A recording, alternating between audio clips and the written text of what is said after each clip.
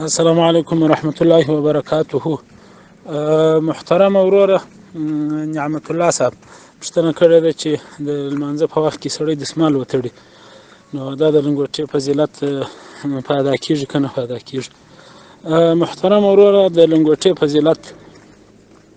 په حدیث کې ثابت دی، بغیر د لمانځه څخه هم او په لمانځه کې هم، بلکې دا خبره ده چې لمونځ چې هر څونه سنتونه ډېر پکې پوره کېږي، د لمانځه قیامت او په آخرت کې د هغه وزن چې دا کم دی ډېرېږي. مګر خبره په دا کې ده چې اوس دغه لنګوټه چې دی دا د سنتو څخه ده، د پیغمبر علیه صلات وسلام پیغمبر سلام لنګوټه تړلې ده.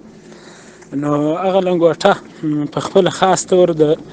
پیغمبر علیه السلام څخه دغه خبره ثابته نه ده چې رسول الله صلی الله علیه وسلم پاج تړي یا خاصه تړل یا ډاګه تړل یا دستمال تړي یا څنګه، خو هغه پیغمبر علیه صلات وسلام یو خاص تعین د یو شي درلودی چې هغه په نامه د لنګوټې وه، لنګوټه په هغه باندې تړل. اوس نو که سړی په خپل طبیعت یو سړی لونګۍ تړي، یو سړی پاج تړي، یو سړی بل ټوکر راواخلي لنګوټه ځینې جوړه کړي، نو په دې کې فرق نشته، دا ټوله د لنګوټې کفایت کوي.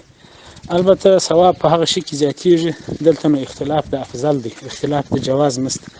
جواز په ټولو شیانو سره لري. اختلاف د افضل دا دی چې افضل په دغه ده چې هغه د ټول عمر لپاره د لنګوټې شی، د لنګوټې کار ځینې اخیستل کېږي، حقیقت و ماهیت یې لنګوټه وي او په عام عرف رواج کې خلک هغه لنګوټه بولي. دستمال یا پټو تړل یا یو بل ټوکر سړی راواخلي دغه یې کې ویې تړي د لنګوټې په شکل، دا اگر چې په ثواب کې زیاتوب راولي، خو هغومره زیاتوب نه راولي لکه هغه لنګوټه چې د هغه دپاره جوړه سوي، د هغه دپاره رانیول سوي، د هغه دپاره سړی لري، نو هغومره قدر افضلیت بیا نه لري. په دغه افضلیت کې یو څه فرق راځي زما ورور. او بله خبره چې موږ بله ورځ هم کړې ده دلته په مدرسه کې ټول طالبانو ته، چې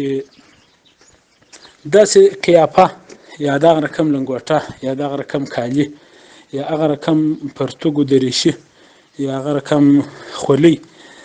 ورخچین او فلانی چې په هغه باندې سړی په عام محضر کې شرمیږي، عیب یې بولي، په عام محضر کې هغه ته عیب بولي، ناخوښه یې بولي، په عرف او په رواج کې نو دغه بیا معلومیږي. مثلا زموږ ټول په علاقو کې د افغانستان د قندهار او د دغو شاوخوا کې د دریشي د پرتوګ پر ځای دریشي اغوستل دا عیب بلل کېږي، نو په دې کې لمونځ مکروه دی.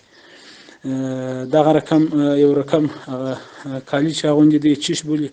شرټ ورته وایي که چیش ورته وایي، نو دغه رقم که ته چیرې دغه دستمال دا پټو دا رقم هر ځای په هر محضر کې نشي تړلی، نو دا نه یوازې دا چې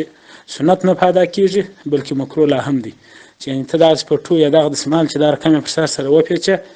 ته په یو عزتمن ځای کې چې ته یې عزتمن بولې، په هغه ځای کې په دې باندې یو څه خدشه محسوسوې، یو څه عیب یې بولې، یا د یو مشرانو د عزتمنو خلکو په مخ کې دا ایسته کوې د ځانه څخه، که دې خوښه سي یا خبر سي چې فلانی کس راځي یا د فلاني کس ملاقات ته زه ورځم، دا نه د سره اخلي، نو په دغه صورت کې نه په دا لنګوټه باندې هغه سنت ادا کېږي بلکې مکروه لا هم دی. د دې مثال زه داسې درکولی شم لکه دا د ځان د وچېدو اټول نه دی، دا سړی چې بدن په وچي، دا اټول که ته لنګوټه کې یا یو پرده راواخلې د کوره څخه راوش کړې، دا پردې چې پر دا کړکینانو ځړېږي، دا لنګوټه کې دا ستا دپاره مکروه هم دی، ستا دپاره در ثواب د عدم ثواب او د ګناه خوا ډېره ده، ځکه دا شی چې دی دا لنګوټه نه ده بلکې دا د عام محضر د استعمال شی هم نه دی. او که داسې یو پټو یو دې شی راواخلې، دا بیا په عام محضر کې د استعمال شی دی، ډېر خلک شته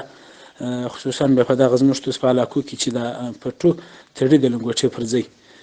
نو هغو ته بلکل جواز لري. السلام علیکم ورحمت الله.